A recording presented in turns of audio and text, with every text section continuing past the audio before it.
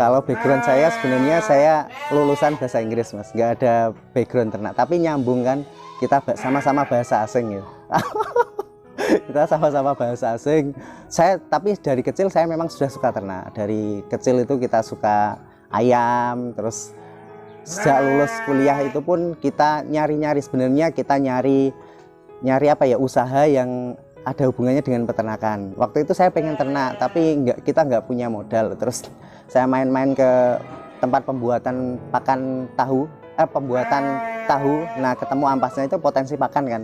Nah, malah saya kepincut tahunya. Awal-awal jualan tahu, baru setelah 1 tahun atau 2 tahun baru usaha di ternak ini.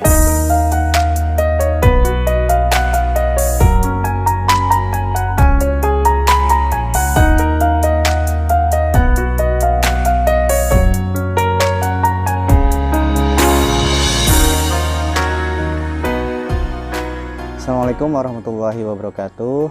Perkenalkan, saya Aringga Bayu Puspita, biasa dipanggil Aringga, owner dari Laskar Ternak. Laskar Ternak ini berada di Kabupaten Bojonegoro, tepatnya di Desa Sidomukti, Kecamatan Kepobaru, Kabupaten Bojonegoro. Laskar Ternak ini berdiri di sini mulai awal-awal kandangnya itu tahun 2013. Tapi saya mulai di dunia peternakan maupun di dunia jual beli kambing domba itu tahun 2011. Baru tahun 2013 itu kita punya kandang di sini setelah melalang buana ya, belajar ke sana kemari. Alhamdulillah Allah takdir punya kandang di sini ini. Kalau nama Laskar Ternak sendiri itu saya inspirasinya, Laskar itu kan pejuang ternak. Saya bermimpi satu saat nanti saya punya kandang banyak, minimal kalau nggak punya kandang banyak itu punya mitra binaan yang banyak. Awal-awal dulu saya dimodali teman ya, 10 juta rupiah. Awalnya dulu dari usaha trading domba, kita supply domba ke Probolinggo waktu itu, ke PT Agrogrid Indo Berkah. Jadi kita dimodali teman 10 juta. Ya awalnya itu, awalnya dari modal 10 juta itu, kalau sekarang total kalau di kandang sini itu ada 450 ekor. Kita punya 3 kandang, yang satu kandang dan kandang yang ketiga itu 450 juga, jadi total 900 ekor. Kalau 10 juta dulu itu kita kan nggak langsung ternak mas, awal-awal itu yang sudah saya ceritakan tadi, kita supply domba ke Probolinggo awalnya dari trading. Jadi trading waktu itu dapat 25 ekor. Awal-awal trading dulu ya nggak langsung untung. Pertama kali trading kita kirim ke Probolinggo itu rugi 750. Terus yang kedua rugi 300 lah. Baru yang ketiga itu kita akhirnya nggak mau main-main, soalnya kita kan jualnya kiloan mas. Otomatis waktu itu kita ke pasar itu ya bawa timbangan ke pasar.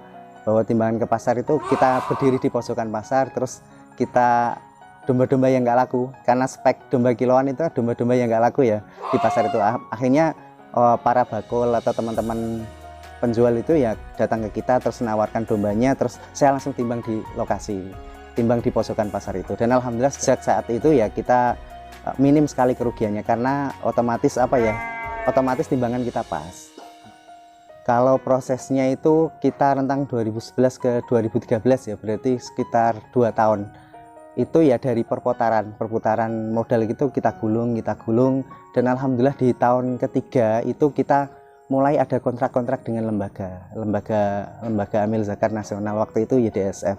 Jadi pertama itu YDSF mensyaratkan kita harus punya kandang, dan alhamdulillah kita nyari-nyari, waktu itu juga nyari-nyari ini kandang di mana. Nah alhamdulillah kita ketemu kandang ini. Waktu itu kandangnya Pak Polisi. Lah saya datang ke sini, ini kandangnya kok sudah tutup. Lah qadarullah beliau belum berhasil lah di dunia ini. Akhirnya kita sewa. Alhamdulillah dari sewaan itu kita waktu itu nyewa kandang ini 15 juta. Alhamdulillah dari proses beberapa tahun akhirnya kita bisa membeli kandang ini. Jadi saya kan waktu itu awal mulai penggemukan ya, kandang ini kan langsung banyak, waktu itu langsung 250 ekor. Karena modalnya adalah dari lembaga waktu itu 70% kan DP-nya. Nah kita ya mulai ternak karena modal nekat, terus merasa pede karena kita sudah belajar ke sana kemari. Akhirnya kita memulai ternak. Awal-awal itu ya nggak langsung untung. Kita waktu itu dari total 250 ekor itu rugi 49 juta. Dan itu uang lembaga, Masya Allah. Jadi ya prosesnya ya luar biasa. Tapi saya nggak langsung berhenti lah. Nggak langsung berhenti dari itu saya, karena kalau saya berpikir waktu itu kalau saya langsung berhenti ya otomatis kita nggak akan bisa menikmati sampai saat ini. Jadi yang perlu perlu dikuatkan adalah komitmen ya. Kalau kita misalnya ternak sekali terus kita langsung berhenti di rugi pertama itu ya otomatis kita nggak ketemu jalannya. Kita akan bolak-balik. Kan banyak kan di antara teman-teman itu misalnya ternak sekali, misalnya ternak lele, rugi terus ganti ternak lagi, misalnya ganti ternak jangkrik, terus misalnya kita ternak domba kok rugi sekali terus kita ganti lagi ternak lagi apa gitu, ternak belut, ternak apa gitu. Jadi nanti kita nggak akan menemukan polanya. Nah, berbekal konsisten kita ternak dari tahun 2013 ini alhamdulillah lambat laun pelan-pelan tiap tahun market kita bertumbuh dan bertumbuh. Awal-awal tuh kita pengennya kan pakan murah tapi hasilnya melimpah gitu. Nah, dalam konsep penggemukan ternyata itu nggak bisa ya Mas. Soalnya kita targetnya jangka pendek, otomatis kita membutuhkan pakan yang bagus dan berkualitas. Karena itu selaras nanti dengan pertumbuhan berat badannya. Beda lagi nanti kalau kita mau breeding ya. Breeding itu pakannya seperti yang penting stabil dengan nyari pakan yang sekiranya bisa low cost lah. Kalau pakan penggemukan ini otomatis nanti kita kan nyarinya harus pakan berkualitas biar pertumbuhannya maksimal. Di Laskar Ternak ini prosesnya ya terus berproses ya Mas. Artinya kita harus terus belajar karena ilmu kan terus berkembang ya. Jadi 2013 ke 2022 ini kita melakukan berbagai macam uji coba pakan. Dan alhamdulillah ya sudah ketemu polanya karena kita fokusnya di penggemukan. Di kandang kita polanya pakannya pakai complete feed Mas. Rumus dasarnya ya SKPM, ada serat, karbohidrat, protein, mineral. Karena kita di daerah dataran rendah, maka ya kita pakai rumus 30 40 30. 30-nya itu pakai serat, sumber serat, terus 40-nya itu kita pakai sumber karbohidrat, 30-nya itu pakai sumber protein. Kita pakannya ya kalau domba normalnya ya 0,6 sampai 1,2. Rata-rata ADG di sini normalnya ya 3 sampai 6 kilo. Kalau di sini rata-rata domba semi ekor gemuk, kebanyakan ekor tipis. Kalau di daerah Bojonegoro ini daerah penghasil domba ekor tipis, mirip-mirip Priangan gitu loh. Anak kandang yang di sini tuh ada 3 orang. Kita 3 orang karena di sini sebenarnya kandang display ya, kandang trading. Kalau kandang penggemukan kita di kandang satunya. Di sini kebanyakan keluar masuk gitu. Kalau background saya sebenarnya saya lulusan bahasa Inggris Mas, nggak ada background ternak, tapi nyambung kan, kita sama-sama bahasa asing ya. Kita sama-sama bahasa asing. Jadi ya kalau saya, tapi dari kecil saya memang sudah suka ternak. Dari kecil itu kita suka ayam, terus sejak lulus kuliah itu pun kita nyari-nyari, sebenarnya kita nyari apa ya, usaha yang ada hubungannya dengan peternakan. Waktu itu saya pengen ternak tapi kita nggak punya modal. Terus saya main-main ke tempat pembuatan pakan tahu, nah ketemu ampasnya itu potensi pakan kan. Nah malah saya kepincut tahunya. Awal-awal jualan tahu, baru setelah 1 tahun atau 2 tahun baru usaha di ternak ini. Kita sampai D3, tapi sebenarnya saya nggak lulus. Mau tugas akhir, nah kita sudah keluar duluan. Waktu itu saya bingung nyari usaha apa ya. Kan saya sudah terbiasa di sana itu mandiri ya Mas. Kita waktu itu usaha brownies. Usaha brownies itu tahu ya brownies ya. Brownies kita titipkan ke toko-toko. Waktu itu kita ada 240 toko lah keagenan itu. Nah, sepulang dari sana saya berpikir usaha apa. Saya waktu itu kan memutuskan nggak pengen kerja di mana-mana, pengennya langsung usaha lah. Waktu itu ya alhamdulillah ketemu tahu. Memang tujuan awalnya yaitu ya ternak ini. Alhamdulillah kan di dunia ini ada hukum law of attraction ya. Jadi apa yang kita pikirkan, apa yang kita katakan itu kemungkinan besar akan jadi kenyataan. Nah saya kan pengennya ternak. Alhamdulillah 2 tahun kemudian Allah ijabah doa ini. Kalau saya nggak pernah cerita sih Mas sama orang tua. Bahkan saya itu pernah awal-awal domba ya, kita domba tahun 2011 itu kan dari modal 10 juta, terus saya pergi ke pasar dan sering ketemu orang-orang proyekan. Waktu itu programnya Pak Dekarwo ya Mas, programnya Pak Dekarwo. Saya itu cepat Mas pertumbuhannya, dari yang jualan seminggu 20-30 ekor. Nah ketemu program-program seperti itu, kita bisa jual ribuan ekor per bulan itu ya. Dengan skema apa? Waktu itu kan kita nggak punya modal ya. Dengan skema apa ya, kita nyari kenalan bakul-bakul di pasar. Itu ada bakul besar ya, kita suruh suplai, kita yang cari pasarnya, kita cari pasar sebanyak mungkin, dan kita kerjasama dengan pedagang-pedagang besar. Alhamdulillah Mas, sebenarnya orang tua itu dari awal ya memang mendukung itu dalam artian gini, karena orang tua kan memang nggak bisa ngasih fasilitas ya. Waktu ngasih fasilitas yang ada, beliau itu memberi doa, memberi dukungan kepada kita apapun yang kita kerjakan. Tapi memang yang kita ceritakan kepada orang tua itu otomatis yang baik-baik Mas. Kita nggak berani cerita yang takutnya mereka sedih. Dan insya Allah kan kalau kita cerita yang baik-baik, otomatis kalau pulang kita bawa uang, misalnya bawa uang terus kita sisihkan sedikit buat orang tua, itu beliau sudah senang, sudah bangga terhadap kita. Dan di situ ada doa-doa orang tua yang akhirnya jadi jadi sumber keberkahan. Terus akhirnya kita bisa bertumbuh seperti ini. Pemasarannya di kandang Laskar Ternak sendiri ini kita kemitraan Mas.